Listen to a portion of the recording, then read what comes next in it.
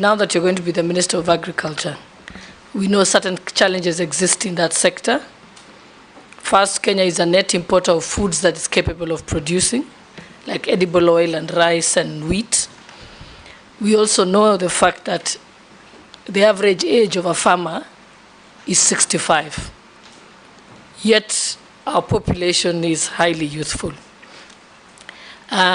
If you're approved for this appointment, what strategies will you employ to make agriculture more attractive and profitable to young people so that we can ensure that we have food security in the future? Thank you. Go ahead. Thank you very much, Mheshimiwa. Now, let me just start by the rider that you started with, which is the importance of agriculture in the country. And to say that over the years, the problem that you have alluded to, the issue of food importation, the issue of youth, has been around with us. The framework on which the current agriculture ministry is being run, or is agricultural sector transformation and growth strategy. Mr. Chairman, I want to raise this issue broadly to say the following. First, there's been a misguided notion, I think, over the years that we have all made. And that is to say that the focus, the initial focus of everything in agriculture is production. Mr. Chairman, what we must refocus on in the ASDGS is coming on for review, because it was structured in 2019 and is coming up for review after 5 years. Mr. Chairman, the only way that agriculture is going to be the kind of industry, the kind of structure, the kind of mainstay for our people that we are ever going to construct is if the farmer becomes a central consideration of everything that we do. Mr. Chairman, until and unless the farmer looks at his profit and loss statement and sees that he is making more money than he is spending, we are going to continue having issues of food security. We are going to continue having issues of underproduction of food items, as well as cash crop items, as well as livestock items. So the focus to me, and what we must begin to philosophize about, has got to be, how do we put more money in the farmer's pocket? If we ask ourselves that statement, and I want Mr. Chairman to say that I recall very distinctly that when I was appointed Cabinet Minister for Information, and I tried to figure out how to deal with the many problems that were there, we arrived at one sentence: let's take a telephone and it works. Everything else we do around us must be focused on that issue. Whether we are going to get international gateways, whether we are going to license other players in the market, it is all should be about the concept of a telephone working. Similarly, if we are going to revive agriculture, the only way we are ever going to do it is when the farmer is profitable. When the farmer is profitable, we'll have enough food. When the farmer is profitable, we'll have enough for exports and so on. But no matter how many papers we write, no matter how many debates we have, no matter how much discussion we are going to have, unless and until the farmer looks at his balance sheet and says that income equals price times quantity, we are not going to succeed. So for me, therefore, when we look at the sphere, when we look at the entire agricultural space, then things that we do should go to that. You talked about the youth. Youth today, Gen Zs, millennials, and others, are about one thing if they are going to go to business. It's about profit. It's about making money. No youth is going to go to agriculture because we are urging them to go there. They are only going to go to agriculture if they are going to make money. And the only way they are going to make money is by taking the necessary steps that we have to make in order for agriculture to be responsive to profit making.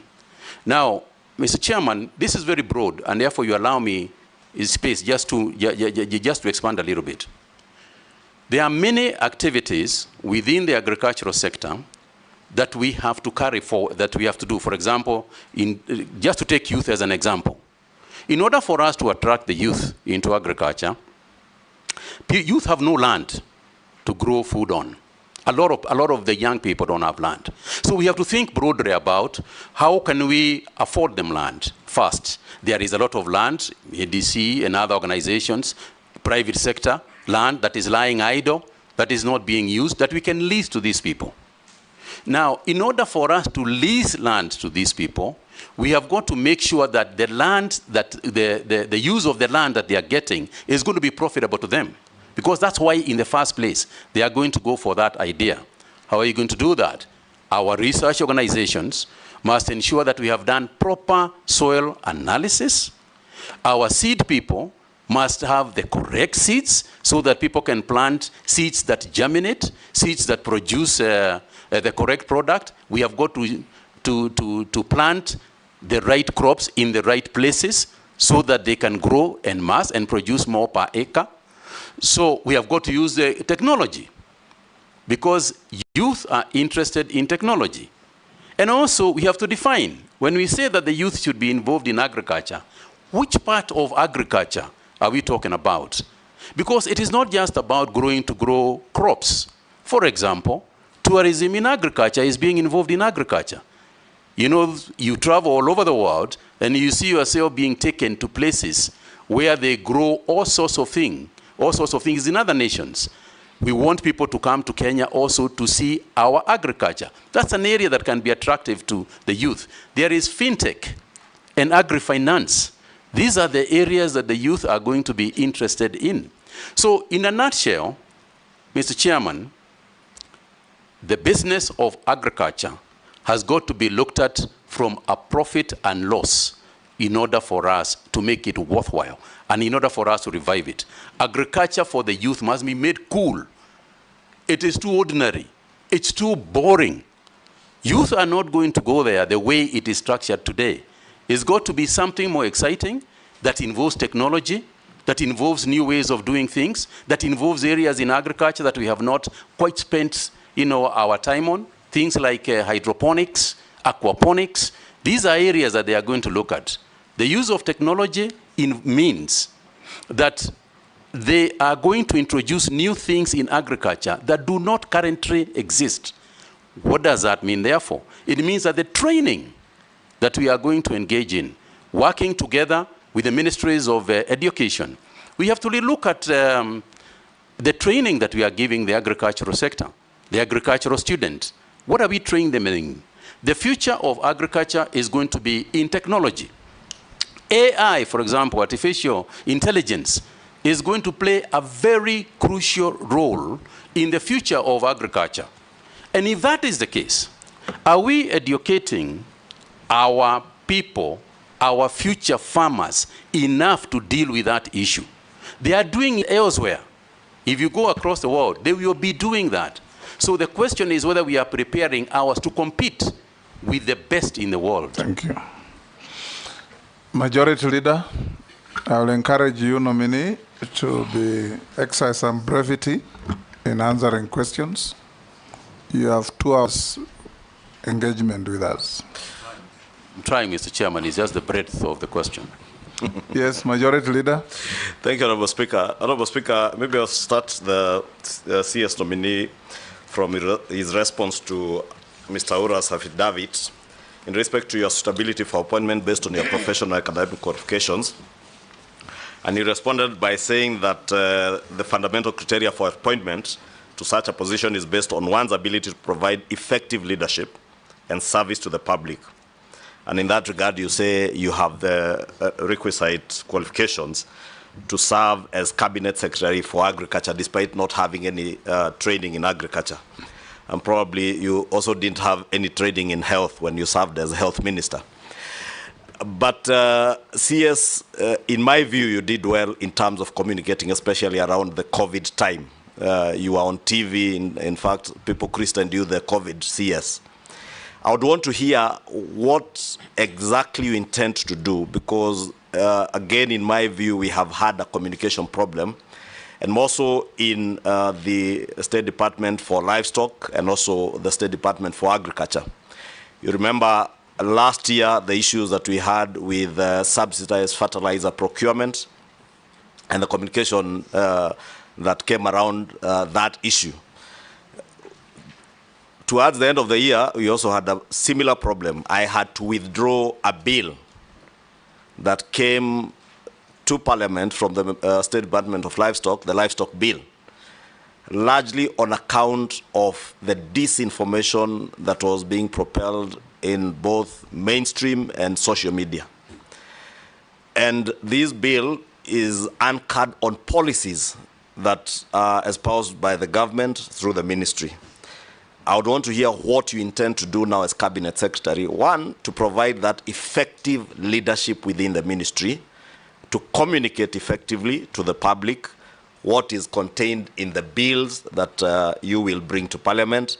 Because Parliament tends, and in this case, my office of the Leader of Majority, we tend to take the flak from everybody, believing that all legislation that comes from government is authored by parliamentarians and the office of the Leader of Majority. So I want to hear first what you intend to do to ensure that there is effective leadership in terms of communication. And as I said, in my view, you have done well in your previous postings, whether it was in ICT or in health. To CS, I've also noted from your CV and the documents that have been submitted, as Cabinet Secretary in the past, you have served for 2 years in all the ministries you have served. Is it coincidence or fate? Because you are CS Health for 2 years, you are CS ICT again for 2 years. Are you going to be CS Livestock Agriculture for 2 years since you are being appointed in 2025? I don't know whether it's fate or by design. Lastly, you have spoken at length on the nexus between farming and the profit and loss for the farmer and what you would want to see in the ministry. We have also heard from government, especially from the president, that we have now as a country fixed our production side.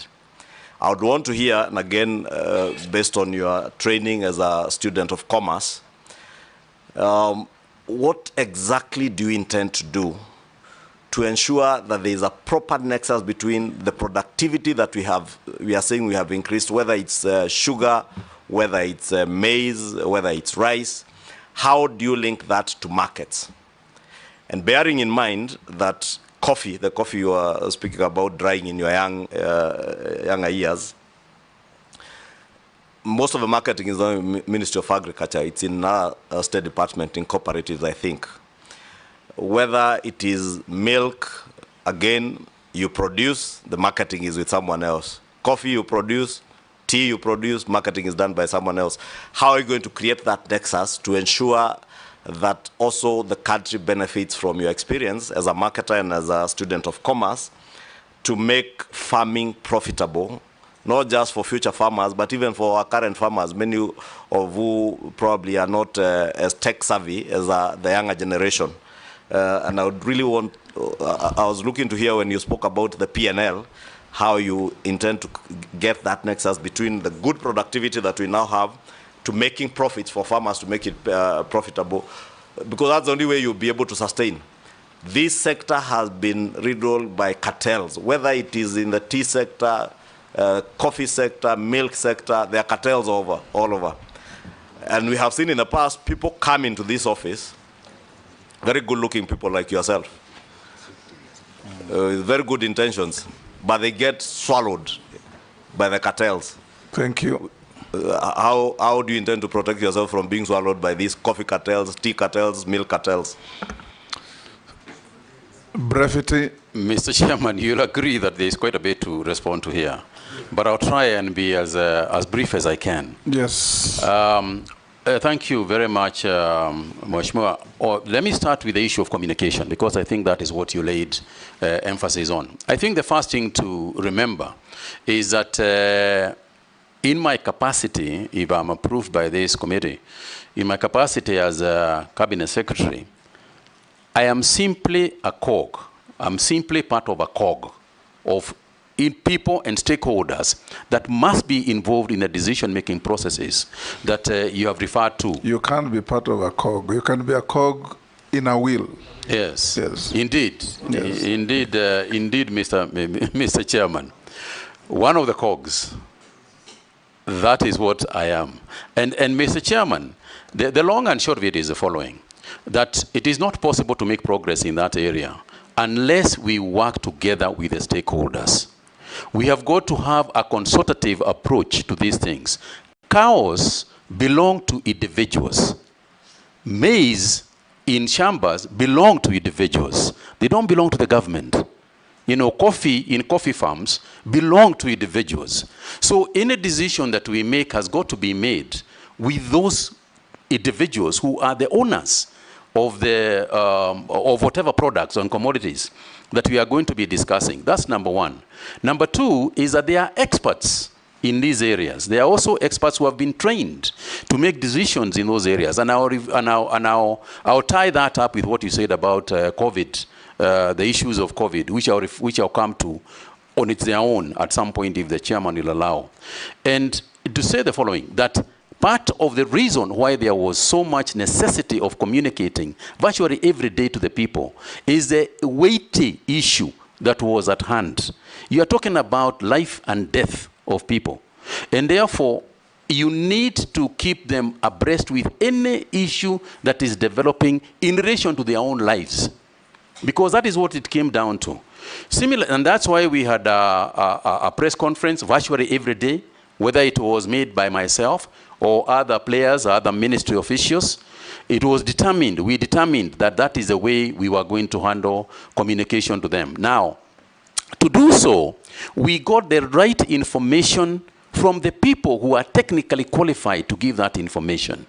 We had epidemiologists, you know, led by one Professor Anzara, who informed us about the right thing to tell people and the information that people need in order for them to make their own decisions. So the first thing is that we have got to be consultative. We have got to make people, we have got to consult people. We have got to consult the owners. We have got to, the owners of agriculture. We have got to consider the experts of agriculture so that as we make progress, we move together. We work together. If you take an example, and I mentioned coffee, even sugar. You know, you cannot make decisions about sugar unless we involve the person who is actually going out there growing sugar, you know, on day-to-day basis. The sugar actually belongs to him. And there is also obviously consultations with the other bodies, for example, this organization, you know, the National Assembly and the Senate. There are institutions that are involved in what we are doing at the ministry. And you will remember, Mr. Chairman, that agriculture is essentially a devolved function.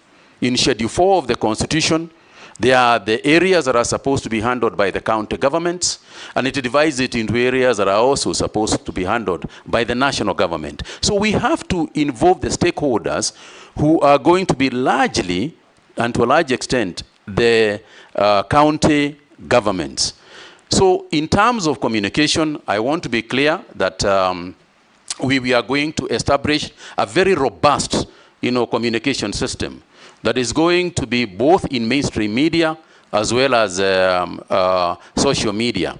And I know that Mr. Chairman, the Honorable Leader of Majority spoke about the ills sometimes, you know, the negatives that come. I think sometimes we have to agree that in this day and age in the democracy, we have got to take both the positives and the negatives, and they are going to keep coming anyway, and that is not going to change. So I think for me, what I would like to do is use the same social media, use the same mainstream media, work with the fourth estate to try and disseminate information as much as I can to the farming community.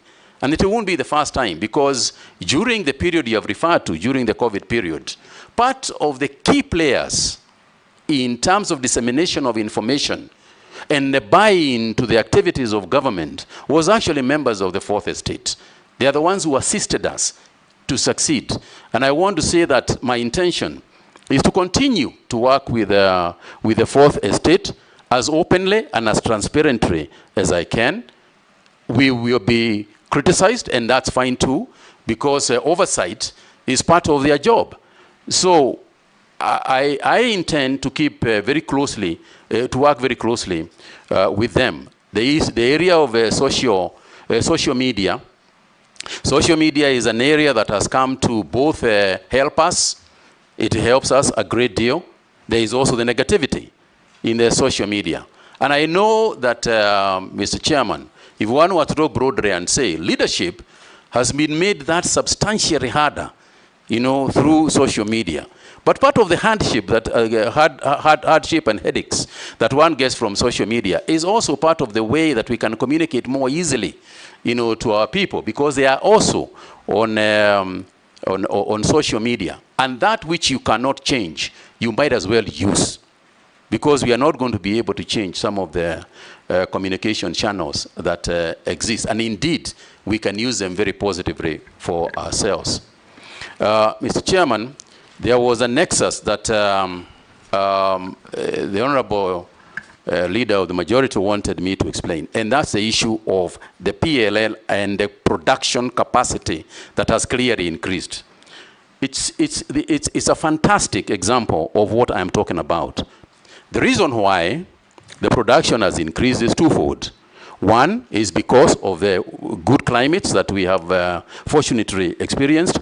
But two, and to a large extent, is also subsidized fertilizers. It's part of the reason why this increase has come in almost all products, both cash crop and as well as food crops. There has been an increase. Now, when you increase production and you are able to save on post-harvest challenges, it means that the farmer gets this bigger quantity that he has got. But the market is huge. The market for these products is not just here.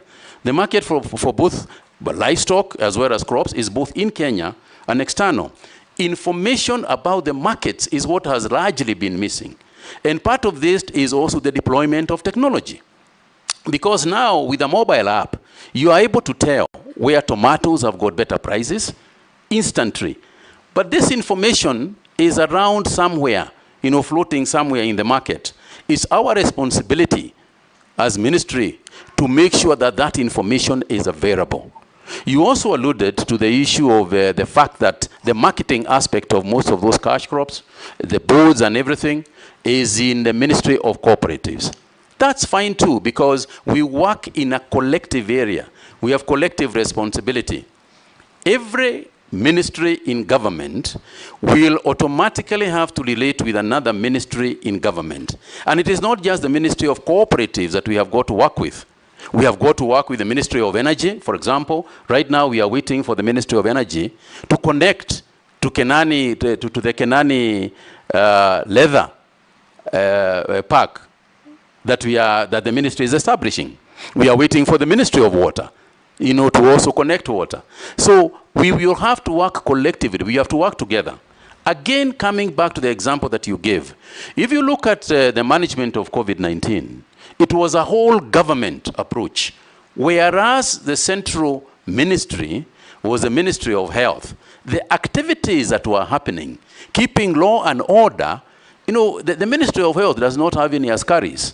That is Interior that was assisting us in keeping order.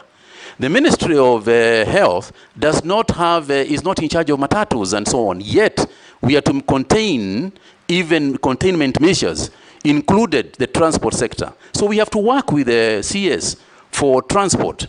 Education is not part of health, but it was a huge, huge part of the activities on the Ministry of Health during the COVID period. That too simply illustrates that you need to work collectively with other ministries, and that forms part of collective responsibility. Yes. Junet.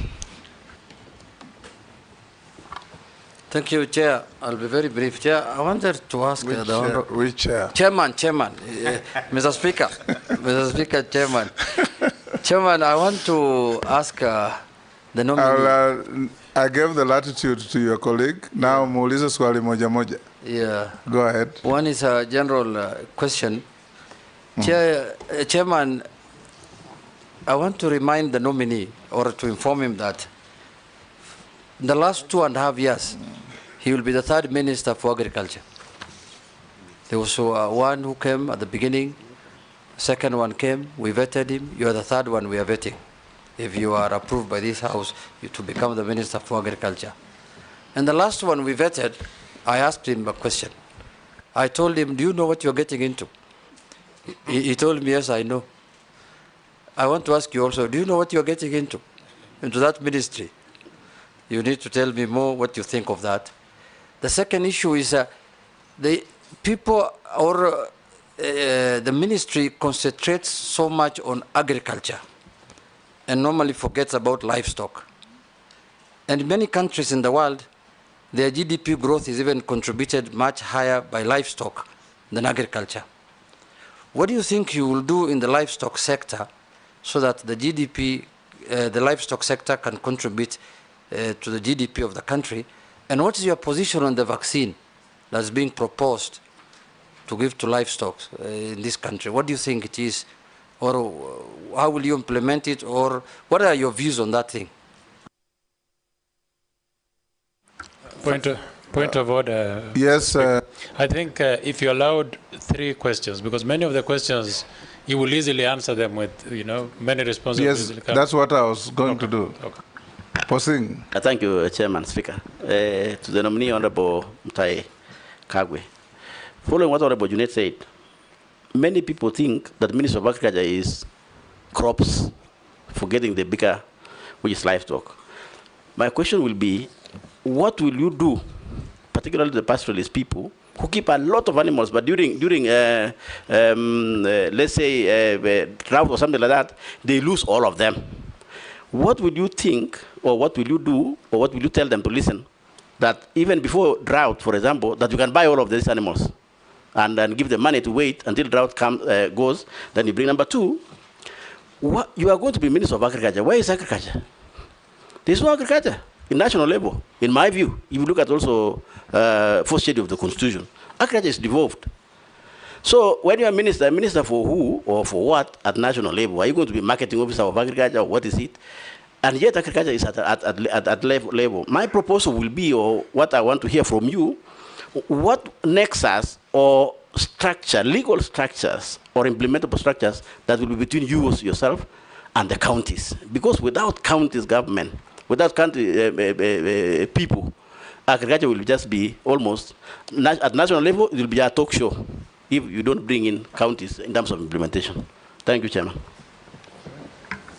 Nelson. Thank you very much. Many commentators, Mr. Honorable Mutahi, believe that you did actually handle the COVID-19 quite brilliantly. But however, there are questions and of misappropriation, massive theft at that time, particularly in Kemsa.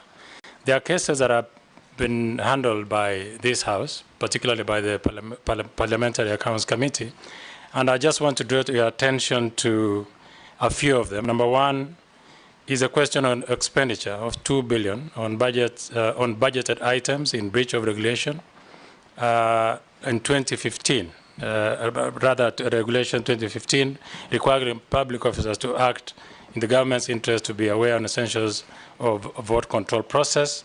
There's also single sourcing of COVID masks supplied contrary to Section 69(2) of the Public Procurement and Asset Disposal Act. I will not highlight all of them, but most importantly also was the acquisition, nominee on vaccines. It is believed that you failed to account on the procurement of 1.6 billion worth of vaccines, and it is still a subject of investigation by this House. What do you have to say about all that was said at that time, that there was a lot of misappropriation in Kemsa? Number 2, I come from an area which predominantly grows tea, and I want to hear, and I will like to read so that I don't misadventure, that tea prices in Mombasa auction were on a downward trend in 2022, forcing the government to establish a minimum reserve price of USD 2.6 for the teas from the east of the rift and the USD 2.4 for teas from the west of the rift. This initiative was aimed at stabilizing the market and addressing the declining tea prices at the Mombasa auction. However, the current pricing structure has resulted in several millions of teas being unsold, thus resulting in stagnating warehouses and facilities.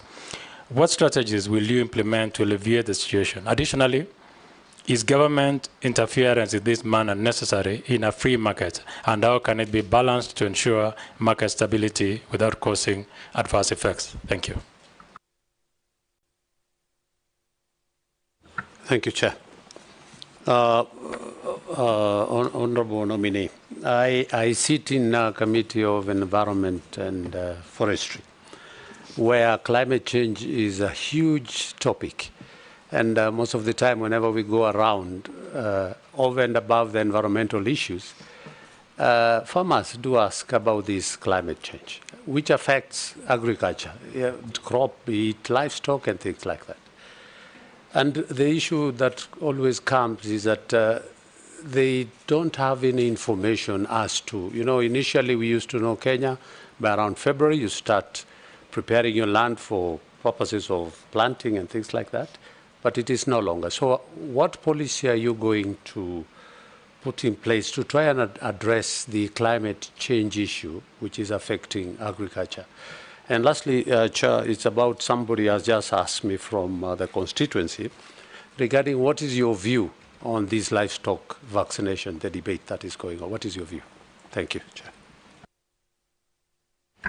Answer those from Thank you. Honorable Junet down to Gikaria. Thank you very much, Mr. Chairman.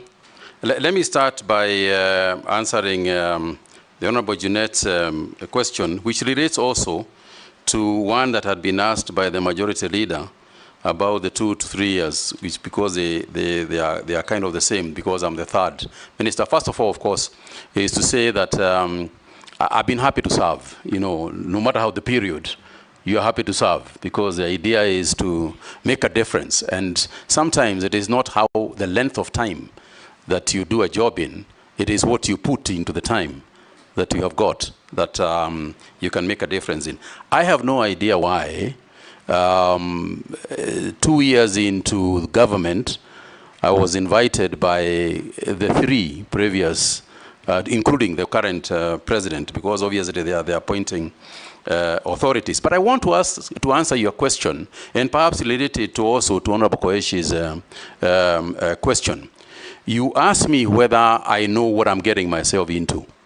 And from the questions that you have heard from Honorable Koesh, yes, I can relate to your question and what you are asking regarding the prices and so on.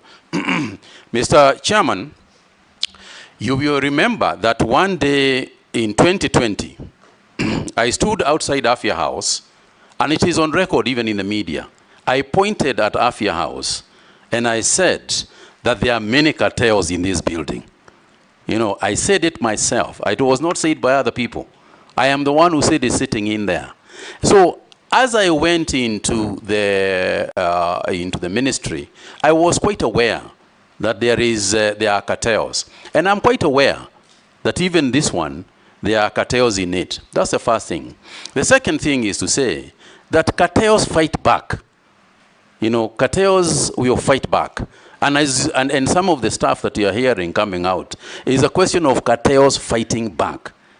Not only would I expect them to fight me back once you start fighting them, in fact, I'm ready for the battle, because I know the battle is going to come. And the cartels will definitely fight back. But I want to say that irrespective of the war that is clearly going to be there are sufficient people in Kenya. There are enough people in the ministry, there are enough people in this parliament, there are enough people in Kenyans out there who are going to be extremely supportive in that fight. I am confident about that. And your job in this house, as you make sure that you oversight, is also to make sure that you assist us also, in those battles with the cartels, that you'll obviously come and fight back so that they can take. In the area of COVID, for example, and I pointed it out, is that as we started the restructuring of KEMSA, and I want to say to Honorable Koech that, you know, it is very difficult for us to remember back at the crisis that we had in 2019, and as particularly after the 12th of March of 2020, when the pandemic was actually declared globally. Mr. Chairman, we were faced by a severe situation. What we are calling, what today sells for nothing, which is a mask for your face, was so rare that people were willing in the streets of Nairobi to pay 3,000, 5,000 shillings for a mask, which is now free in most places and you can take.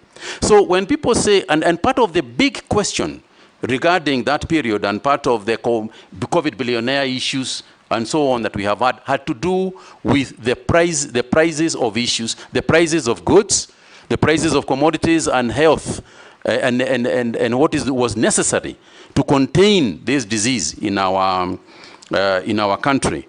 Mr. Speaker, I remember appearing in this House to explain these issues and to say at that time in 2020, for example, we were looking for anybody who could give us a mask.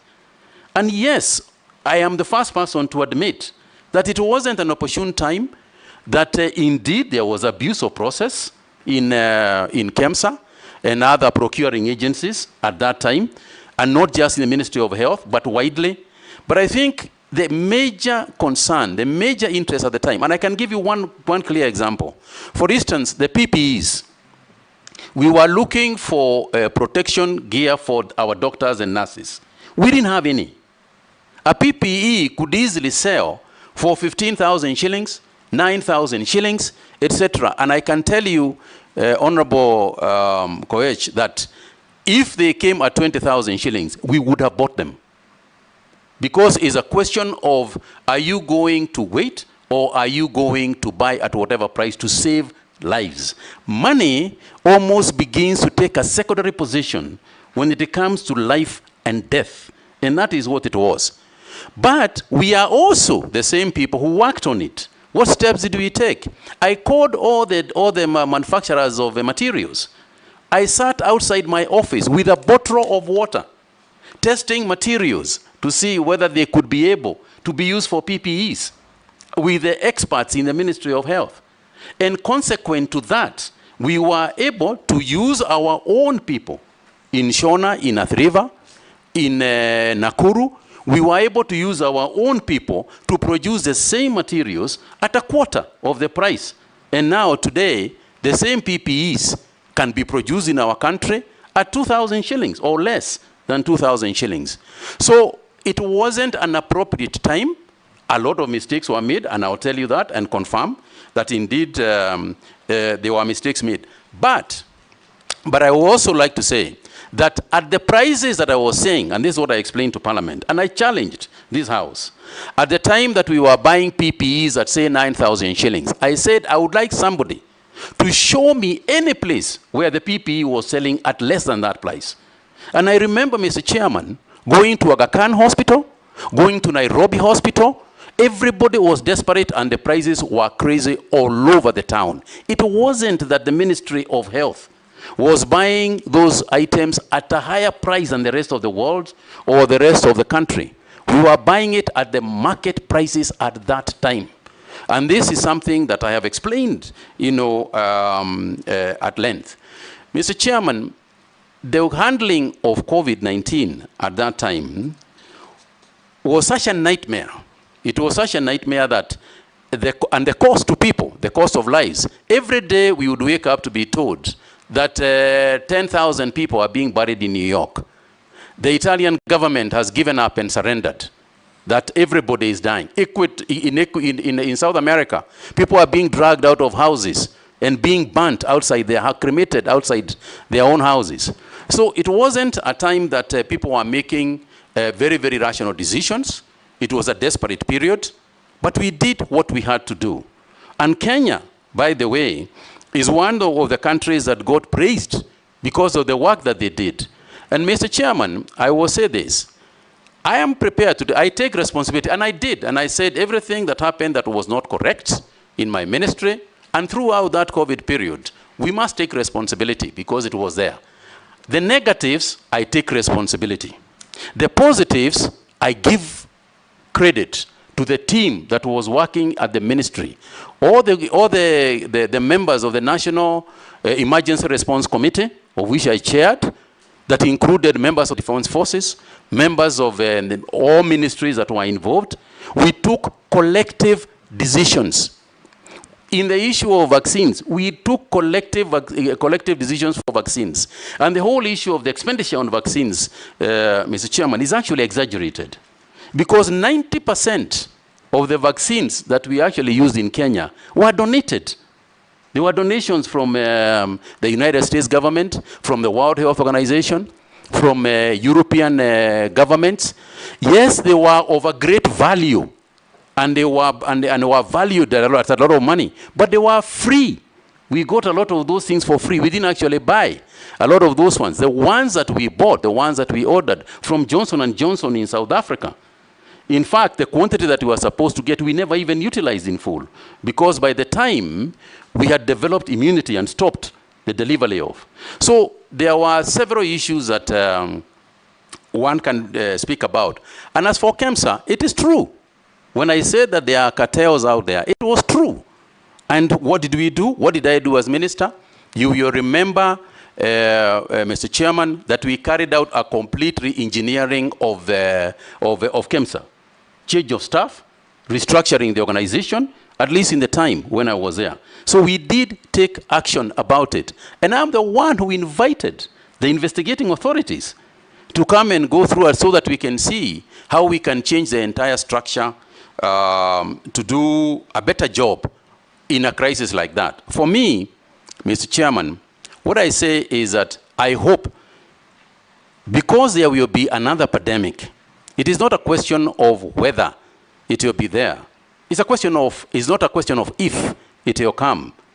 Looking at the global situation today, it is very likely that we are going to get some zoonotic and other pathogens that will cause pandemics in the future.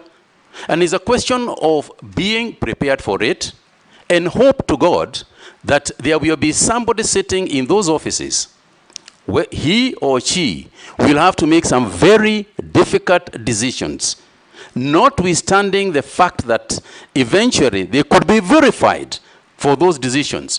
But I hope to God they will have the guts to go on anyway and save lives. Mr. Chairman, on the issue of tea, and I know that this is an issue because of the tea that is actually lying in Mombasa, at the Mombasa auction. Mr. Chairman, I know that my predecessor had set a committee to deal with the issue of tea. And I want to say that I agree with those people who are saying that there is an interference of businesses that governments can go to a length to do and mess the process in the first place. So there is a degree of regulation that you want to carry out, and indeed we will carry out some regulation, but the regulation will be to improve the market.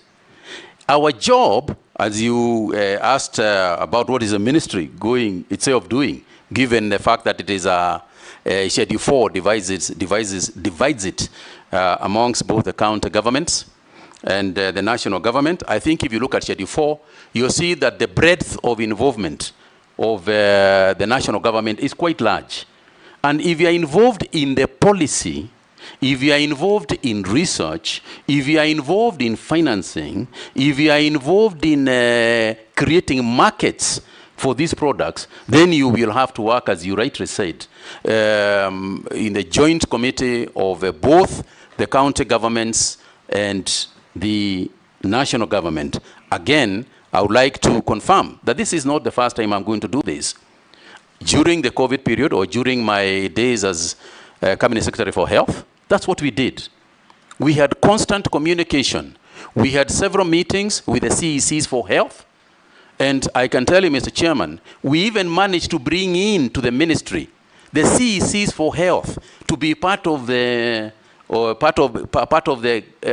teams in the Ministry of Health at headquarters, so that you can create the linkages between the county governments and the national and the national government. So part of the price stabilization is to make sure that we are opening new markets. You know that our biggest competitors in the tea sector is China and India, and they have got varieties of tea that they produce. But we must also ensure something else and this is where the regulatory framework comes in. We must make sure that even as we talk about the prices, we talk about the quality of tea that we are producing. We must ensure that we have got a minimum regulated quality of tea that can be called the Kenya tea. Because unless we do that, our tea is famous all over the world because of quality, not because of the quantity. So we must ensure that we preserve and secure the quality of our tea as much as we can, even as we open new markets for it. Mr. Chairman, yeah, sorry. No, touch on overemphasis on crops as opposed to livestock. I was getting there, Mr. Chairman. And then climate change. Yeah. So that we go to other questions. I was getting there, Mr. Chairman. I think the honorable member said that livestock has got the capability and possibility of actually becoming a bigger industry, and that is true. Because if you look at countries like Ethiopia, our neighbors out here, the leather industry in Ethiopia is huge. But again, Mr. Chairman, we must look at the livestock farming in its holistic form. Because when we talk about the animals that are grazing, we have to go back to that farmer. And I said earlier, and I go back to it, we have got to make sure that that farmer is earning his bit. Part of the measures that we must take, especially in the pastoralist community, is education and extension farming, extension livestock experts. They must talk to our livestock grazers and our livestock keepers and the breeders themselves. Because part of the way that we can develop the leather industry is it comes back all the way to the skin that the animal is walking in. Because that is where the quality of the leather first starts. For example, if you have got barbed wire in the compound and a cow grazes along the barbed wire and tears just a little bit on its skin, that leather is already affected. It is as complicated as that. Mr. Speaker, you'll find that the leather that we are producing in terms of quality is second and third grade. So we have got to go back to the farmer and say, as you keep the cow, since you want to make money, make sure that the skin, the hides and skins are taken care of. We must go all the way to the guys who are not just feeding the cows. What feedstuffs are we giving these cows? And you'll find that when we are looking at a basic cow for export, 200 kilos is the average weight of our cows. Out there, they are looking for 350 kilograms cows. So in terms of meat, in terms of hides and skins, it's an area that we need to work on and improve. And we need to work with the pastoralist community. We must sit together and work on those ideas that are there. Because there is nothing very, very new. They know it. Now, when it comes to the leather industry, the formation of the leather park in Machakos is a huge development for us. It's a big thing. And so we must make use of it. This is a time when we can get the Gushis of this world, coming here so that we can make proper leather. The affluent plant, which has already been constructed, is actually the biggest single contribution in terms of the leather industry that we want to develop. And I'll be there, and I'll make sure that the plant is complete, and also the engagement with the pastoralists as well as other livestock farmers, is complete and engaged. Mr. Chairman, I also want to talk about the policy on insurance, because I think it's crucial. We must make sure that our farmers, the pastoralists, have insurance for cattle. Because if they do not have insurance, and I have been there at one time, I remember distinctly, Mr. Chairman, going to Mandela at one time, trying to get the farmers to agree to sell their cows because KMC was buying them, but they were not agreeing to sell. So there is also a cultural aspect that we have to deal with, you know, and agree that it is there. And say to them that, look, you know, when times come for drought, let's sell these cows, so that then we can create a revolving fund, so that at the time when the rains come, we can go back and restock the cattle. And I think it's also important to teach this issue of insurance, because largely there is no communication on it. Yet, there are very many organizations that are involved in this insurance, insurance for livestock. And I think we must push that agenda, and I'll be at the forefront of ensuring that it is there. But more than the insurance is also to make sure that the insurance premiums are affordable. So there is no point of saying there is livestock insurance, but the insurance is too high. People can't afford it. So we have got to go back and ask ourselves, how do we make sure that there is so much livestock, there are so many cows that are being insured, that in terms of the insurance premiums, they can come down. Because insurance works on the basis of probability. The probability that something bad is going to happen diminishes as long as the base itself is becoming, has been widened. So there's a lot to do, I agree. I cannot profess to be an expert sitting here, but I think there is the will, and I intend to work on it. Mr. Chairman, you'll allow me to also talk about the environment, because it has also been raised by Honorable Gikaria, the issue of the environment and farming. Mr. Chairman, as we said, there is an issue on this climate change that is right in front of us, and that is the issue to do with the European Union deforestation regulation, where the European Union is coming out with the rules that say that if we are deforesting to plant crops or to farm, we will not be able to export our commodities, animals, and products to the European Union. Now, this is something that we can't afford, because that is our biggest market for virtually most of our agricultural products. So it is not just because they are asking us to do it. And Mr. Chairman, I like to say that in terms of what the Europeans have set as a standard of climate change or climate specifications that they want to set, in my opinion, Kenya is actually ahead of it. Because, Mr. Chairman, not only are we not cutting forests in order to plant things like coffee. For example, in the coffee sector, we are actually planting trees in the coffee farms. We are planting grevillea trees that grow in tandem with the coffee. In any event, coffee is a tree itself. So when it comes to the issue of planting, you know, being the EU DR regulations, I think we are going to meet the, I suppose the deadline is this year, but I think we are going to discuss with them and meet that, their demand. But more importantly, Mr. Chairman, is that agroforestry is also agriculture. And his question was, the farmer used to know that you planned at the end of February, the rains will be there 1st March. Now it's not the case. How are you going to keep information flow to the farmer on the changing patterns of weather? I'll get there, Mr. Chairman.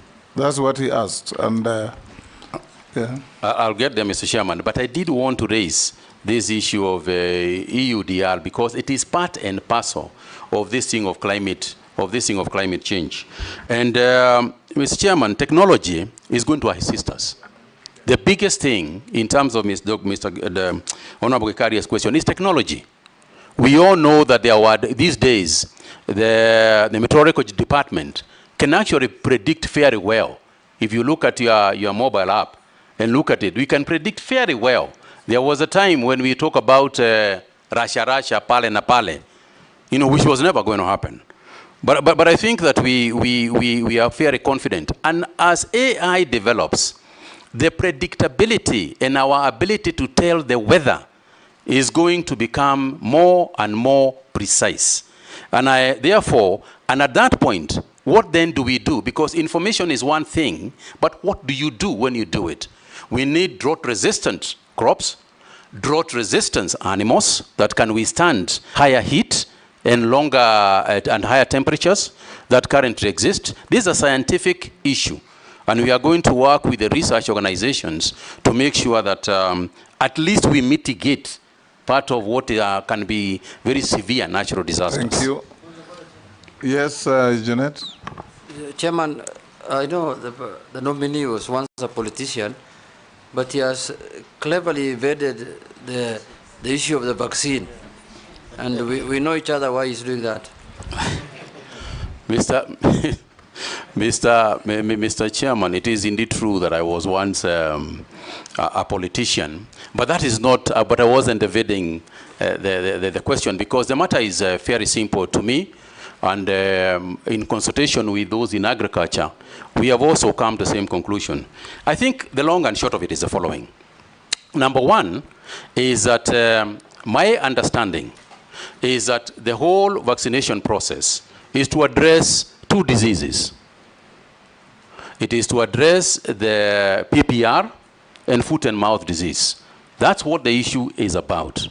Mr. Chairman, you know, we talked about earlier about social media and what can be propaganda and otherwise. And I think the most important thing is to involve those involved in the industry, including the members of this House, is to involve those involved with the information that we have. And say, this is a vaccine. It is being made by Kevavapi, who are our own people. It is for this and this purpose. We only vaccinate about 10% of our livestock. We want to vaccinate more than that. But the point of the matter is this. The cow, as I said earlier, belongs to an individual. It doesn't belong to the government. The goat belongs to an individual, not to the government. So the matter is simple. Here is a vaccine. It is for foot and mouth disease. You have a goat. Do you want the goat to be vaccinated? You say, yes, I want to be vaccinated. We vaccinate. You say, no, I don't want my goat to be vaccinated. Sawa. Do you have a cow? Do you want the cow to be vaccinated? This is the reason why it is to be vaccinated. You say, yes, we vaccinate. You say, no, we don't vaccinate. Allah? Thank you. Yes, Robert. Point of order, Honorable Chairman, point of order. Yes, Mishi. I think, Chairman, on the same breath, because there is a lot of misconception and a lot of negative narrative, so we wanted to hear from the nominee, how is he going to address to the public and put some trust to the public regarding the vaccination? We wanted to hear on that perspective. Thank you, Honorable Mishi. The communication aspect of it is huge. The communication aspect of this is very big. And I'm going to use the experts. I'm going to use the experts in Kevavapi. I'm going to use the experts who understand this very well to be actually the lead communicators, just like we did with COVID, where we had the doctors themselves explain the issue. We also want to use the veterinary officers to themselves explain what we are trying to do. So you can be sure, Honorable Member, that I am going to put a very robust communication system on this matter. Robert Mbui, yeah, thank Baya, Murugara. Speaker, maybe before we leave that issue of vaccines, yes. Because I remember CS Mutahi telling us, if I can get it, you can get it on COVID. And largely, the issue of vaccines, the problem has been misinformation and the people communicating. Because the ministry has left it to the political class to communicate, and probably, should he be approved, is the area around that communication that he will need to look into, so that the right people, as you say, communicate, but also communicate the right information to the cow owners. Because again, if we leave it to the members of the public to decide, since the cow is mine, and I base my decision on misinformation, I could decide not to vaccinate my cow to my detriment and the detriment of the country's productivity, Probably, since he has already answered that, but just for information, Honorable Speaker, that should he be approved, that's some of the challenges you find. Thank you, Honorable Member. Hold as I said, you'll come to sorry. Robert. Yeah, thank you, Mr. Speaker. The nominee says that he's very passionate to assist Kenyan farmers. Now, I have very quick concerns. One, there was this major scandal of fake fertilizer that made our Kenyan farmers lose very heavily. With your passion, will you consider initiating a process of compensating those farmers that lost, negatively, that were affected negatively by this scandal? There's also media reports, and this is what members here are talking about, indicating that despite there being no budgetary allocation, this issue of livestock vaccination is actually being propagated by multinationals that want to test vaccines on our animals. What is your comment on that? And finally, the government has been accused in the recent past of regulation of private business, especially agriculture. I mean, there's regulations on you have to get a license to grow, a license to harvest, a license to transport, a license to store, a license to sell. What is your comment on that? Thank you, Speaker. Thank you very much, Honorable Speaker. Nominee, I would like to ask you the following question. One, just on the oil crops and the cost of edible oils in Kenya, there has been a over-reliance on the importation of edible oils. And yet this country, especially at the coast, has huge potential to actually bring down the cost of edible oils and actually grow our GDP. Crops like coconut, cashew nuts, ground nuts, and many other nuts that grow at the coast. But there has been little investment in this sector, especially there, and farmers there feel that they have lost their land, and production, and there's nothing they get out of the land because government has not invested in these crops. What will you do if approved as Cabinet Secretary to ensure the people at the coast do not continue to suffer loss of productivity? Secondly, what is your position on GMO crops in Kenya? What is your position on the genetically modified organism crops in this country? Thank you, Honorable Speaker. Murugara. Thank you, Mr. Chairman. My question is on value addition to agricultural produce, and this involves crops and livestock production. The first one is that the reason why farmers are actually finding it difficult to get into agriculture is because they have to sell their crops raw without any value addition, as a result of which they are so cheap that it is expensive to grow them, it is cheap to sell those crops. Number two, also use of prohibited pesticides and chemicals to spray the crops. And when it comes to livestock, to actually vaccinate, as you have just explained, and to treat the diseases that affect our livestock. Some of the chemicals we use, pesticides, are banned in countries where we are supposed to be selling those crops. What are you likely to do so that you are able to cut the niche of the market out there as regards our agricultural crops and our livestock? Ferdinand. Nominee, I come from Tanzania, and I want to be very, very specific. First and foremost, distribution of the fertilizer.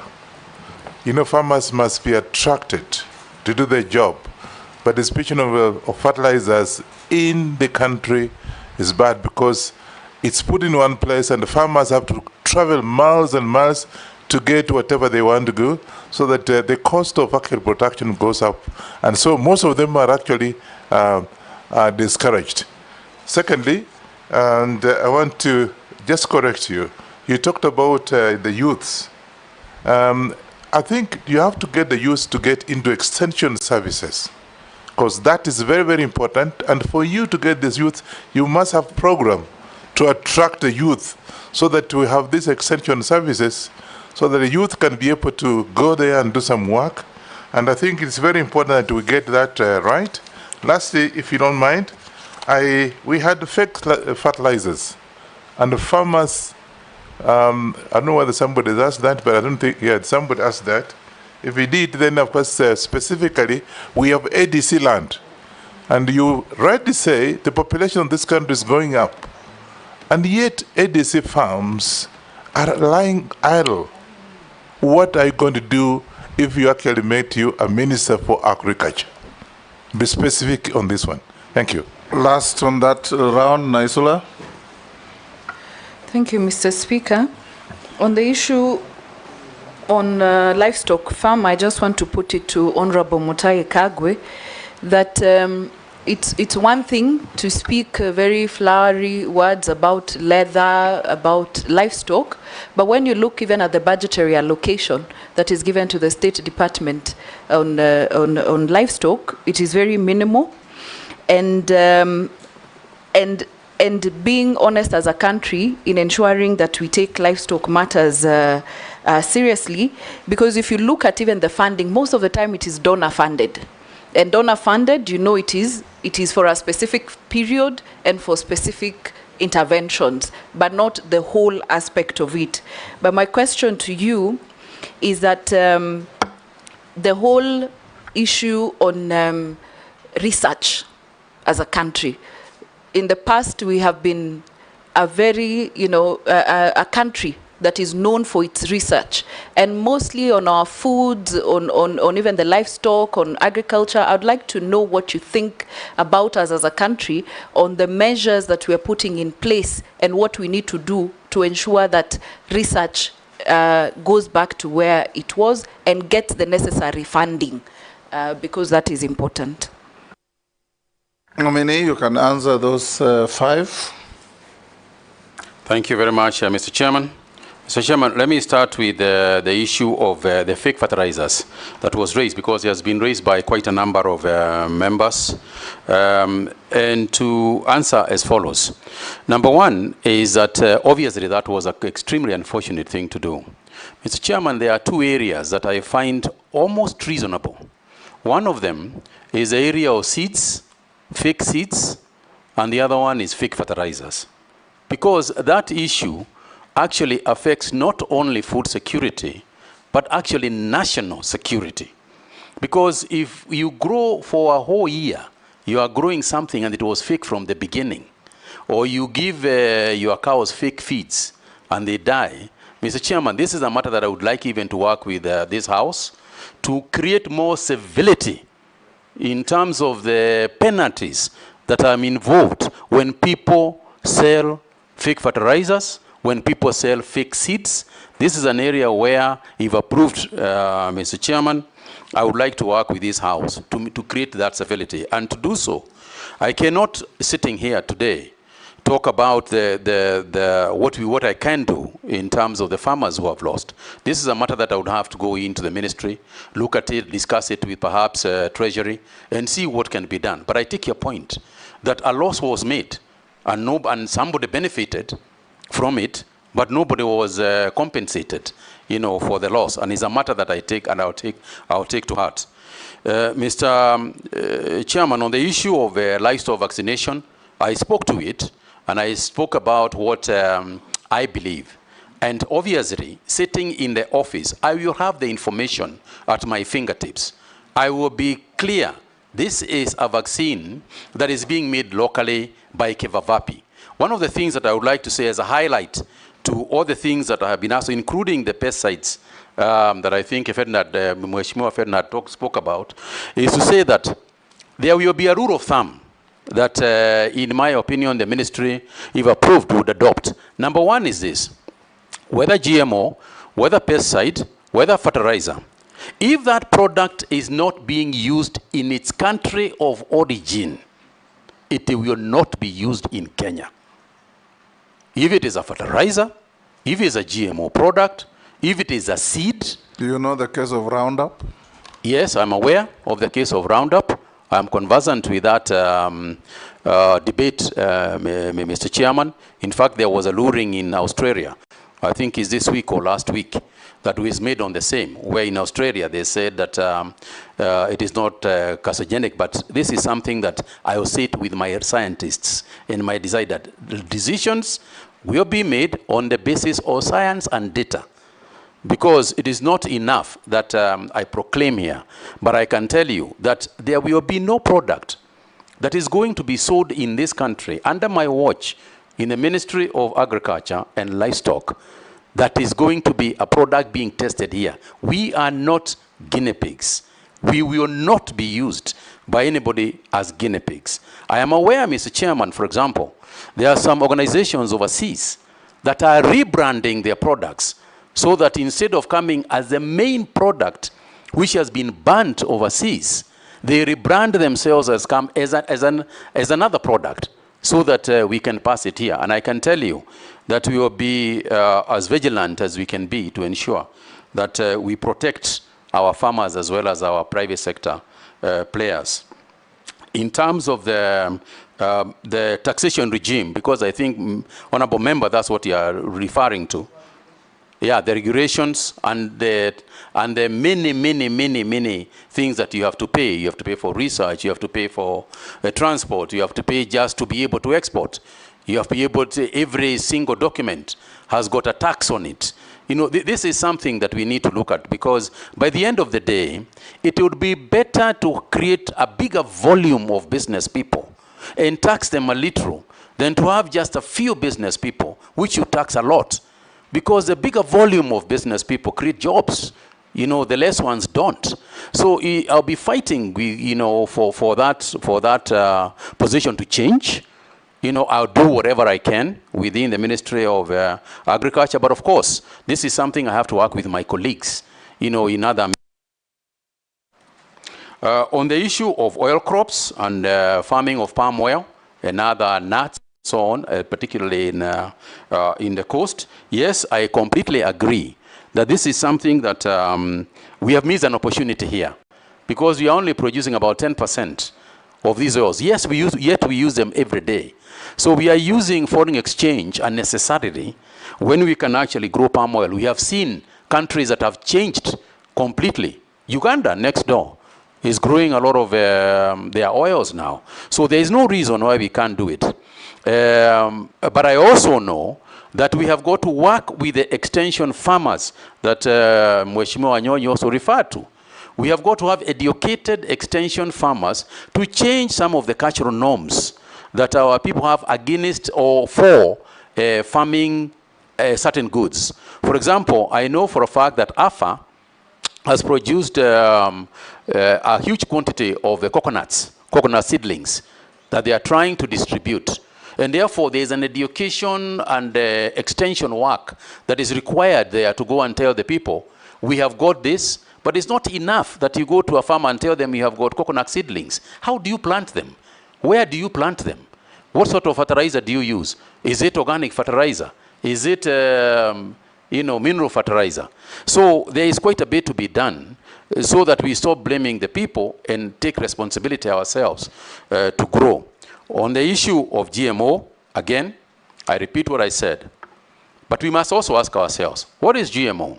You know, this genetic modified organism, what is the mischief that this organism, this genetic change is supposed to have done? And there are two sides to this. There is a positive side and there is a negative side.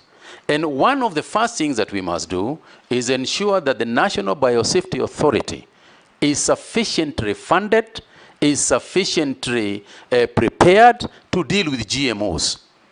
You cannot deal with GMOs in your country until you have got the institutional framework to make sure that the regulatory framework is there, to make sure that the rules and regulations to deal with those products and services are there, so that we are clear that if a GMO product comes, it will be to the benefit of our nation.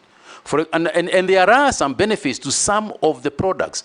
For example, if you look at the cotton growing areas, and you look at BT, and what has happened because of the absence of the worm, you can see that cotton is now increasing. We are now having more cotton. So there are, and let's also forget that genetic modification of plants happens naturally anyway, The maize that we are growing today is not the maize that we originally got from Mexico, centuries ago. It's a different one. Wheat is not the same. What is critical is for us to ensure that we are not used by people for testing their GMO products. If you have got a GMO product that you have designed yourself, use it in your own country. Let's get testimonials of what is happening with that GMO in that country. Then when you have failed or succeeded, let's talk about it then. Otherwise, it's GMOs that we have created for ourselves, using our own scientists, that we should be considering on a first line basis. Mr. Chairman, the National Biosafety Authority is currently very small, unstructured, and I would like to work with this House to ensure that we support it via budgetary allocations and so on, to make sure that that authority is sufficiently funded and properly run to help us with GMO, because the GMO issue is going to become a big thing globally, and so we must be ready for it. I think I spoke about the fertilizers, but one of the things I didn't talk about is the process of getting it to the farmers. There has been, I know, just as a Kenyan, I know there is an outcry out there that whatever subsidy you give can very easily be offset by the transportation costs of where you are getting it from. And therefore, what I intend to do is working with the county governments, ensure that we use the processes in county governments, we use the processes in, with the cooperative movement, with the circles, to ensure that this can go as close to the people as possible. There would be no reason whatsoever why any farmer, for example, sitting in a county, should come to Nairobi to go and to come for fertilizer. That is something, is a cost that we should bear. Otherwise, we would be giving with one hand and taking the same with the other. And therefore, I'm not going to preside or supervise over an activity such as that one. The other aspect of fertilizer, I think, that has not been raised, and I also want to mention, is the question of accountability. Accountability of the subsidized fertilizers. And that is to say that if we must have proper data in terms of what is a farmer, how much has been allocated to a farmer, how much is going to them. Is it the same quantity or a different quantity? Do we have a situation where I've been allocated 5 bags and I get 3 bags, where another farmer has been allocated 10 bags and get 12 bags? And technology, again, here can help us with the traceability of the fertilizer. We need a platform that can say, as Mutahi Kagwe, I got a message that I can collect 5 bags, but I must also give feedback that I actually received 5 bags. That way, my allocation and what I actually received can be reconciled, and therefore that transparency can kill a lot of the suspicion that is currently within that accountability of the subsidized fertilizers. And yes, extension services, Mheshimiwa Wanyonyi, is the way to go. But I think what I want to clarify is that I do not see the youth as just people who are going to be employed in extension services. I see the youth as the major participants in the activities of farming. You and I and a lot of our age mates, are slowly disappearing. And we need to make sure that our food security is no longer with us. Our food security should be with the young people who are the ones who are getting children and so on. So yes, we are using them as extension people, but we want to mainstream agriculture also to the youth. On the issue of Mheshimiwa Naisula spoke about the budgetary allocations and donor funding for the programs that are going on, particularly in the livestock keeping areas. And I want to say the two things. Number one is that we have got to be the ones driving the donors. We don't want donor-driven projects. Donor-driven projects have got a way of becoming expensive eventually. And Mr. Chairman, this word donor is something that we need to clarify. You will remember, even in the 9th Parliament, we were talking about this definition, donor. Donor is not actually a real donor, as we understand it in the English language. It's a loan. It's actually a bank loan which is disguised as a donor. So let's make sure that we are talking the right things. These people who come to do the projects in all the areas in agriculture, this is money that will eventually be paid by Kenyans. So we must not take donor-driven ideas. It is our ideas that we should be discussing with the donors. And in the course of that discussion, we must discuss the question of sustainability. What happens when this program is over? Part of the donor fund must be that sustainable aspect, the training of the farmers themselves, the training of the extension people themselves, so that when they are leaving a complete project that is ongoing. And to your question regarding research organizations such as CARO and the others, I think a lot of our research organizations have also been misused. Misused to the extent that we are working with international organizations. They are using our scientists to carry out this research. And what we find and the discoveries that we make a patent out there by others who then bring the results of the research here for us to buy. I think that it is important for us to put a legal framework within our research organization. And I can tell you this is something I try to introduce at KEMRI, because the same thing was happening with the researchers for health. I think it is also time for us to ensure that the researchers for vet medicines and vet services are also part of that understanding. Yes, we need to work with international organizations, because essentially research is international in its nature. But we must make sure that what we get here and our findings here remain ours. That data, when you see an organization coming to say they want to work with you in research, what they are looking for is data. We must make sure that that data belongs to us. And people can buy from us, not us use our nation, use our scientists to then buy from them. Thank you. Yes, Ferdinand, ADC Farms. Yeah, no, I've finished, but I just wanted to request the nominee, in case you are being made Minister for Agriculture, I want you on this extension service so can be able to increase productivity for export and local consumption. Look for budget allocation for training of extension services. Just look for budget for that, because we have talked about it. You are the ones who give money. No, but they have to go. He has to ask for it. Yes, Daud. Thank you, Mr. Speaker. To the nominee, I don't know when you last walked on the streets of Nairobi, but you know when there are goons on the streets who want to pickpocket you or something, I'll say it in Kiswahili, watakwambia, mwizi akiwa amekuiba, atakwambia, angalia ule mwizi ule, na yeye ndio mwizi. So I'm not putting it to you that you are anything like that. But you know, you have just talked about cartels. You were standing outside Afia House and said, the cartels are here. And you did nothing about them. Because you left that and the cartels are still there. Now I'm putting it to you. While you were the Minister for Health, there was a vaccine which was approved, Sputnik. And at that time, there were no vaccines in the country.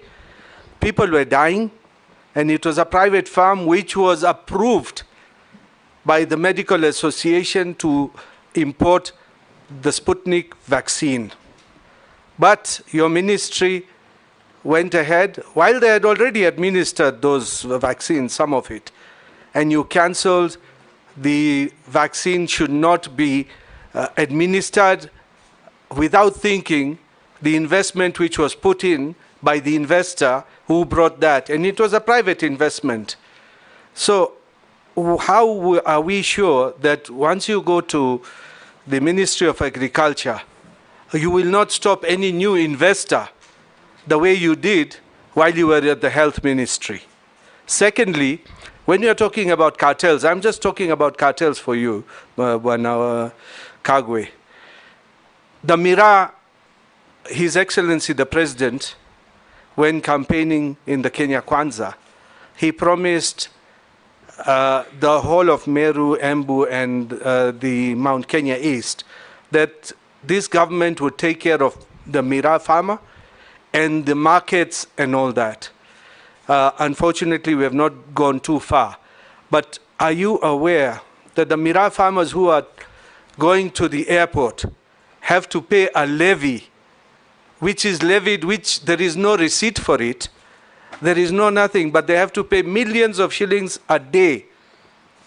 Not one or two, many millions of levy, which even your AFA, which is under the Ministry of Agriculture, says they are aware about it, but they can do nothing about it. So there is a cartel there as well. I'm giving you the facts. Lastly, you have said about the fake fertilizer. The former Minister for Agriculture, Honorable Mithika Linturi, comes from my county, not from my constituency. He said there was no fake fertilizer. He's on record saying there was no fake fertilizer. If there was fake fertilizer, as you have alluded to, and no people have been taken to court for that fake fertilizer, and nobody has been compensated for that fake fertilizer, is it true there was fake fertilizer or there was no fake fertilizer? And the fertilizer was being distributed by National Cereals and Produce Board, a government agency, not private shops. So what are you going to do about it? Thank you. Marcel?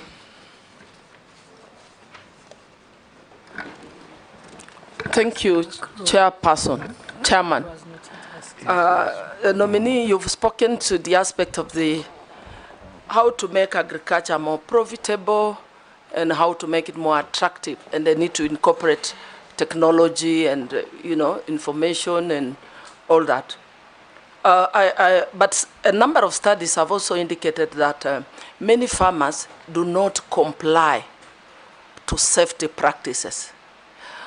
Reasons being there is lack of extension officers, there's lack of awareness to existing food safety requirements, and there is also poor enforcement of regulations. So I'm wondering, my question is, how are you going to promote food safety? And we are also aware that Finland spoke about the extension officers. There are no extension officers. I put it to you from the ground, there are no extension officers. Yet we have so many graduates, agricultural graduates, from the TVET, from universities. So how, if you were nominated, your nomination successful, how are you going to create opportunities to absorb more of these agricultural officers? Because there's nobody to train. I presume you have to onboard them, then train. And then now tell us how you're going to promote safety. Secondly, we've spoken about fertilizer. My question is very straight, and I want to give an example of Busia County. Fertilizer depot is in Malaba town. How does this farmer from Busia town or from Budalangi travel to Malaba to collect fertilizer? What are you going to do to make sure that we take it to the closest administrative unit, probably at constituency level, so that the farmer from Butula gets it from there, and it's same to all the others? My last one is on sugarcane. I come from a sugarcane growing area. And I'm aware recently that you are aware that the National Assembly did pass the sugar bill. How, according to you, is it going to be a game changer in the sugar subsector? There are still issues around zoning, issues around pricing. There's a farmer who has just texted me that the price went per ton has gone down from 5,500 to 4,200. So what are you going to do to improve the price of cane so that our farmers can benefit? Thank you. Sharia. Thank you, Chairman. Mheshimiwa, there's a growing interest in public-private partnerships. How do you plan to foster PPPs in the agriculture and livestock sector? Thank you. Mishi. Yeah, thank you, Honorable Chairman. Honorable Chairman, in our country, we have been facing two scenarios. One is recurrent droughts, and second is recurrent flooding. And I'm just asking the nominee, what mitigation measures are you going to put in place to ensure that you intervene on these two scenarios? Because I'm just looking like an area in the coastal region, an area like Tana River, which experience erratic rainfall, prolonged dry spells, and intense flooding. And this scenario, both they affect crop and livestock sector. So how are you going to mitigate this? Because I'm thinking that during flooding, maybe we can do some measures to ensure that maybe we harvest that water which is caused by the flooding, so that it can be used during the drought. But most of the ministers who have come, they've been talking a lot on how they are going to mitigate on this issue, and yet they have done nothing so far. My second question is just to emphasize on what the Kenya Kwanza government has been talking about in terms of creating employment opportunities. One of the area is in agriculture, and I'm just thinking, I'm looking at how the minister have been doing a lot in terms of coffee, tea, and even sugar sector, whereby they've put a lot of initiative to ensure that they create some jobs and also they boost the economy. What are you going to do in terms of coconut, cashew nut, and also bixa, in terms of having some local industry in the coast region so that we can have some employment opportunities for the youth? And also, again, on the same breath, and this is my last question, it is the challenges which the farmers on coconut and cashew nut are facing in coast region, especially on pest, disease management, and also planting materials. What are your measures which are going to put in place so that to ensure even coconut, cashew nut, and bixa can thrive in the coastal region, to ensure that our economy is being boosted and even we have job creation for the youth? Thank you, Honorable Chairman. Thank you, nominee. Can you answer those four? Thank you very much, Mr. Chairman. Let me start with the issue of fertilizer. First of all, I want to say that, let me start with Mr. Dawood's question on the issue of the Sputnik. I remember distinctly the issue of Sputnik vaccine that came from Russia. And I can tell you, Honorable Member, through the chair, that there was not a single vaccine that we allowed into Kenya that was not approved, and there was not a single vaccine that we refused to take that was approved. Now, the issue here is who approves it. And our rule within the National Emergency Response Committee on coronavirus, and following the advice that we also got, is that we did not use any vaccines that were not WHO, World Health Organization approved.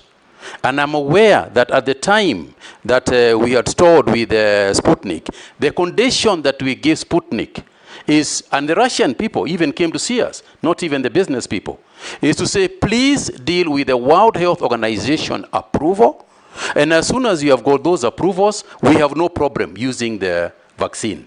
Because you can imagine how many, what we'd have to deal with vaccines coming from very many different parts of the world. The only thing that we could do and guarantee the safety of our people was to use the World Health Organization as a major approval organization for us. And at that time, Point of order, Chair. Yes. Chairman, sorry. The minister, the former Minister of Health is not telling us the truth. There is no way the vaccine could have come to Kenya if it was not approved. That is the first thing. They had an approval from the Kenya Medical Practitioners Board, and it was even administered. 230,000 doses were administered. But it was politics which made it to go out. It was a private venture. Yes, they had everything, but the minister is not telling us, the former minister is not telling us the truth. Are you not telling us the truth? Yes, Mr. Chairman. Hold there. Yes, Junet. Chairman, I agree with the Honorable Dawood. The vaccine arrived in Kenya with the approval of the government, and it was administered to many people, including the current president. And what happened when the current president, who was the deputy president, took it, is when that regime stopped it. Let us be honest to each other. Yeah, let's be honest.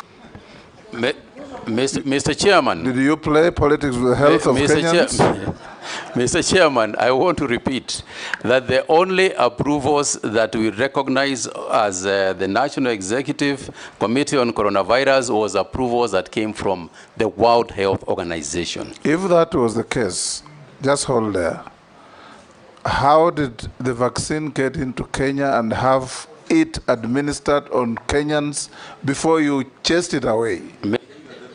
Yes, including our then deputy president getting a jab of that vaccine. Mr. Chairman, all I can say is that whether a vaccine has arrived in the country or not, no matter how it has arrived in the country or not, if it has not been approved by the World Health Organization, we cannot use it, and we did not use it. I think I rest my case. So are you telling us that it had, by the time it arrived and it was administered to 230,000 people, it had not yet received approval from World Health Organization? Absolutely not. And I think, Mr. Speaker, I do not recall the actual figures that it had been administered to. I cannot remember now what figure, but I don't think it was anywhere near, the kind of figure that you had said. Suffice it to say, Mr. Chairman, that the decision that was made at the time by the National Emergency Response Committee and the Ministry of Health was that we will not and we would not in the future use any vaccine that had not been internationally approved by the World Health Organization. And you are the chairman of that committee? And I was the chairman. Yes. And I take responsibility. And we agreed, Mr. Chairman, we agreed, even at that point, as I remember, we agreed that if the vaccine could get World Health Organization approval, we would use it.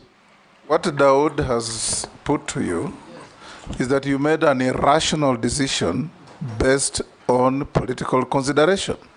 Mr. Chairman, I just want to ask him what Honorable Junet has said.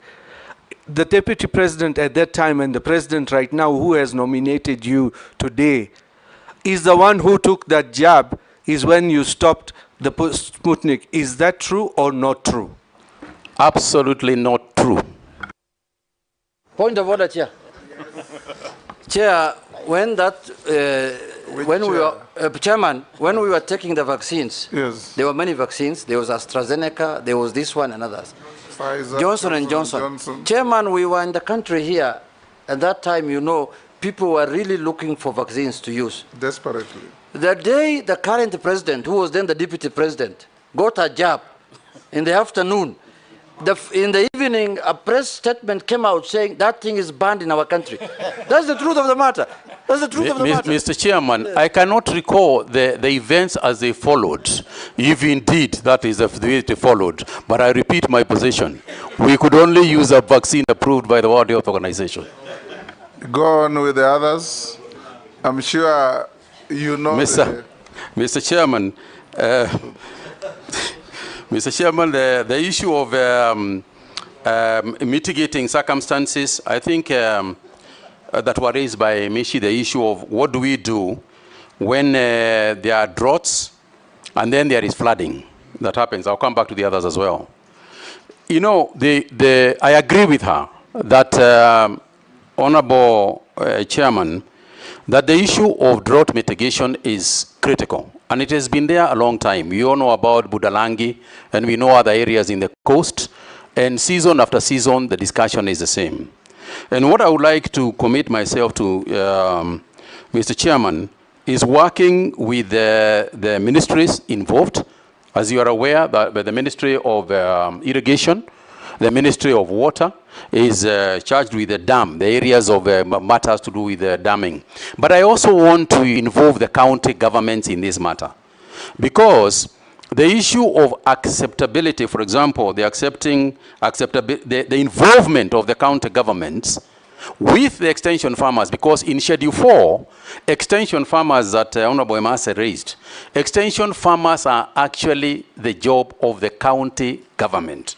My job is to ensure that we fight this fight in terms of training, in terms of budgeting and funding, so that we have got these people.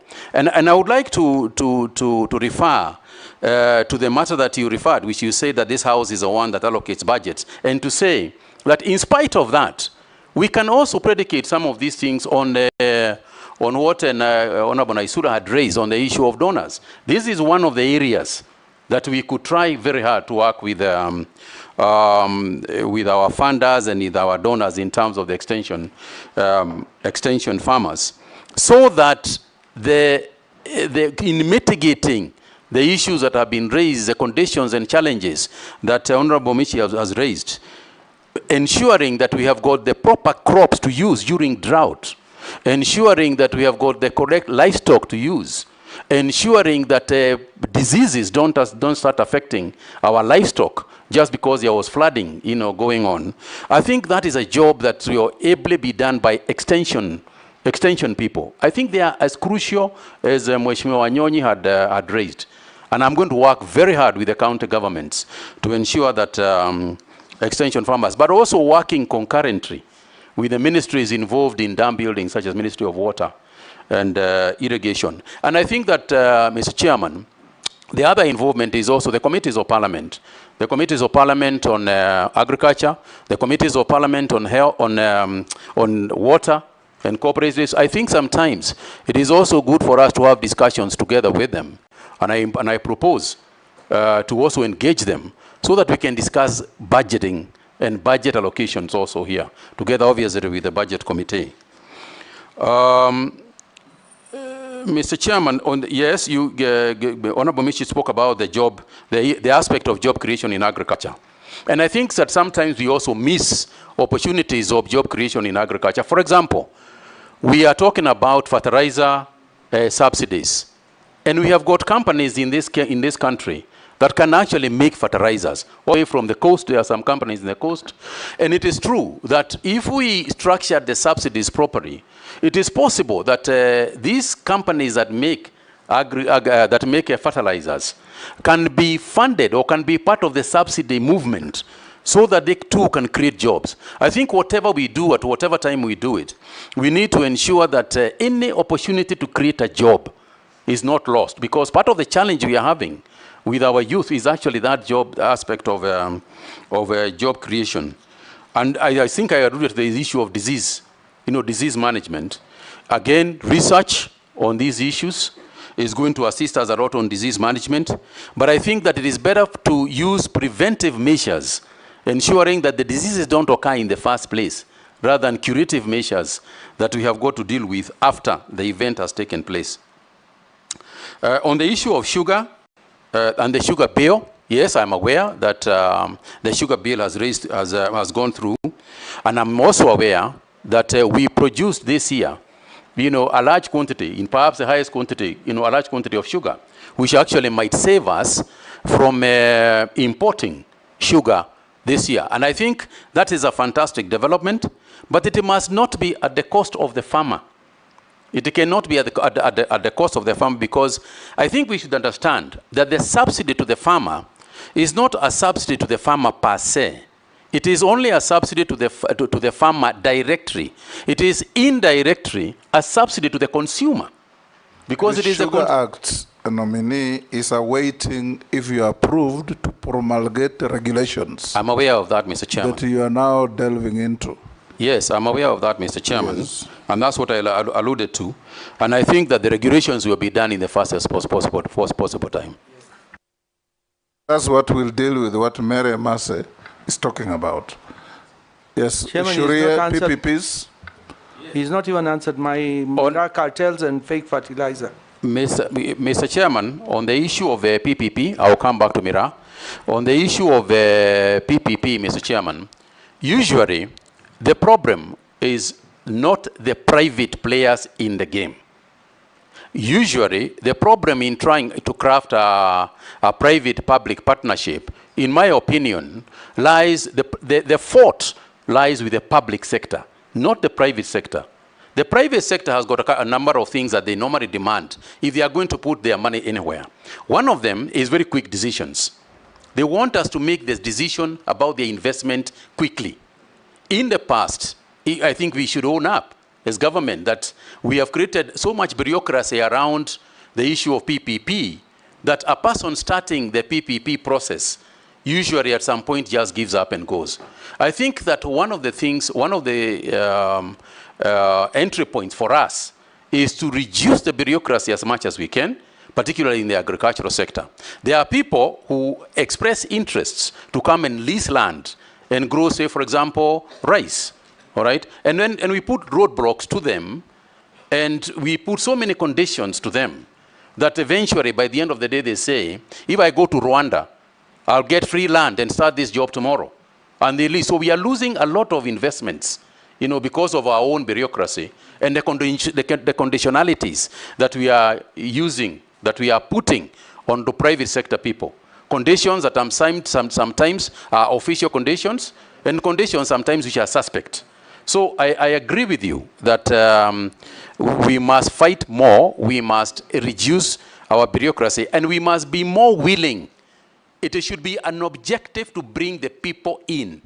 It should be our objective to fight for investments to come in, not to put roadblocks for the investors. On the issue of the cartels, as Honorable Dawood raised, and what you are referring to, I think, Honorable Member, is a criminal issue. It's not a policy issue. You are referring to a criminal activity that is clearly going on someplace. You said at the airport, that is clearly going on at JKIA. And I think this is the only thing we can, you and I, is to bring this thing to the attention of investigators. I will do my part in terms of prosecuting that issue and ensuring that through AFA, through the organizations that are in the Ministry of Agriculture, I will ensure and fight to make sure that we unravel any of those practices that might be going on. But clearly, Mr. Chairman, what we are discussing here is a criminal activity and a criminal gang that is operating at JKIA, and it should be referred, in fact, to the police and investigating arms of the government. And I can tell you that that is not something that we are going to just stand by and watch the Miraa farmers, you know, get punished for nothing. Okay. Yes, Junet? Mr. Speaker, just still on the issue of sugar. Mr. Honorable Nominee, you can see there's a problem in the sugar industry. And stories after stories have been happening for many years, how the sugar sector will be revived. But there's a program the government has started, and they have done well now, I can see in Mumias, the leasing program, and it is bearing, results. What are your thoughts on that? Because I come from a sugar growing area. I want to see what your I want to hear what your thoughts are on that. Thank you very much, Mr. Chairman. I agree with the Honorable Junet that part of the problem, obviously, in the sugar industry, I'm speaking very quickly on these issues, because as you can see, the time aspect. Your time is up, actually. Yes, absolutely. I want to say, Mr. Chairman, that the issue that we want to address, and it is good that the Chairman has pointed out that the bill, is just waiting for the aggression. Increasing efficiency or production is part of the solutions that Honorable Emase was raising. Because if you increase efficiency and you reduce the cost of production, then automatically that wastage that was happening within that structure would go to the farmer. It goes without saying. And it is clear, anybody who has been following that sugar sector issue is clear. With the kind of debt write-offs that we have done as a government, it means that you can reduce that burden a little bit. If we then get licensees, these people who want to work with, who want to partner, the leases who want to work, with the sugar sector, whether it is, especially the government-owned mills, if they want to come to us, and the farmers are in agreement, and the caucus within this parliament is in agreement that that's the way to go, in order for us to create efficiency in the sugar sector, by all means, that's what we should do. Thank you, Honorable Dawood, Speaker. you've had more than your fair share. Yeah. Which one now? Mukami? Thank you, Honorable Speaker. Honorable Speaker, Let me first declare that I'm the county MP of the nominee. Honorable Speaker, we have a very serious problem in the pyrethrum sector. Right now, I've received a message from a farmer. They are saying for the last 3 months, they have not received the money after delivering the pyrethrum, and yet, even the workers have not been paid for 2 months. So, Waziri, I would like to hear what you are going to do about that and the measures you are going to take to make sure that we avoid such delays. The other thing is about the dairy farmers. How will you institute reforms in the dairy, tea, and coffee sectors to boost productivity? Thank you. Thank you, Russell. Thank you, Honorable Chairman. Honorable Mutahi, the objective of the national livestock vaccination is to strengthen disease control and surveillance to create a disease-free zone in Kenya, for Kenya to access international markets and expand the livestock export market. If we go by what you said, that a farmer can be given choice whether to vaccinate his cow or goat, then we are unlikely to achieve this objective. Are you likely to stand by what you have said, or you are likely to change your mind if the House approves your nomination? Secondly, it is on food security. Thank you, Raz. I was going to ask him the same question. On food security, I really want to hear from you. 20% of Kenya is the only arable land available for food production. And 80% is ASAL, arid and semi-arid land. This is a debate since independence. And you could be the 20th or the 30th Minister for Agriculture. If the House approves your nomination, I want to repeat that again. What is it that you are likely to do? Because food is expensive today in Kenya. Production of it is expensive. And more importantly, it's because of the scale of production that is low. So in a sense, food must be expensive. As the nominee for the Ministry of Agriculture, what is it that you are likely to do so that we expand the envelope of agriculture food production?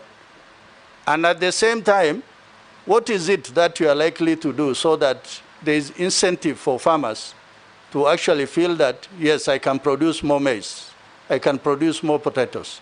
Thank you, Honorable Speaker. Mule. Thank you very much, Mr. Speaker. My concern is what he began with, that is the marketing. And I want to put it clear to you that the country faces challenges in marketing, leakages, and distribution of produce, especially from the local farmers and small farmers, to brokers who take advantage of the fragmented distribution chain to enrich themselves. What do you intend to do to improve the domestic market links and information systems within the market? And last, Mr. Speaker, your predecessor sat there, and I asked him about the tea issue in Mombasa. And he promised that committee, once he is approved, he'll deal with the issue within weeks. Up to today, maybe that's why he has been deployed to be an ambassador. Up to today, we are still talking about tea stack in Mombasa. And when Mwananchi, Wanjiku, Kinuthia, who is planting tomatoes, yet we still have influx of products from the neighboring countries within. And yet the cost of those products at the market are cheaper than the Kenyan produced products. And this is across board. That is tomatoes, cabbage, maize, onions, and everything. And you need to spur that growth of productivity at that level. What are you going to do if you are approved by the House? And putting in mind, we were given a promise by your predecessor, a month or so, nothing has happened. years down the line? Yes, go ahead. Thank you very much, Mr. Speaker, Mr. Chairman. Mr. Chairman, I want first to start with admitting that the pyrethrum sector that Honorable Mokami referred to is in a mess. To put it any other way, would be to do the proverbial ostrich, thing and bury my head to the ground. And the only thing I can say is, broadly speaking, it is an area I intend to sit with the industry itself, the entire industry, and unravel whatever has been bedeviling it since almost independence. Since the Americans got out who are buying this pyrethrum of ours, we have never quite recovered in the pyrethrum sector. And all I can say is that I will need time to sit with them so that we can resolve whatever issues exist with them. I do not have the silver bullet with me right now. The second thing is on the issue of dairy farmers. I think I spoke at length about the industry to the extent, and I think it's the Honorable Junet who raised it, that I have to work with the marketing agencies, particularly the cooperative ministry, in order for us to streamline. But for me, there are a couple of things that we can do anyway in agriculture. The first thing is that I said, and to begin with, and perhaps that is what I'll eventually end with, that we have to put money in the farmer's pocket. For example, and I'm referring to coffee because you have raised it, not because, and I grew up there, so I know a little bit more about it. Coffee, for instance, was biggest challenge has always been the gap between the farmer and the market. The fact that you grow coffee and give it to somebody, you have no idea how much you have sold it at. You have no idea who is going to process it. You have no idea where it is going. And sometime in the future, you expect to be paid. There is no such business case that can exist anywhere, whether in farming or in any other areas. And I think that closing that gap, and I hope that the coffee bill also, the farmer can also be the person who knows a little bit about the market. And I'm glad, Mr. Chairman, because under the current structure, at least my understanding as I speak today, is that cooperatives are also getting broking licenses. And as you know, that went to the CMA. They are the ones who are approving that structure, so that the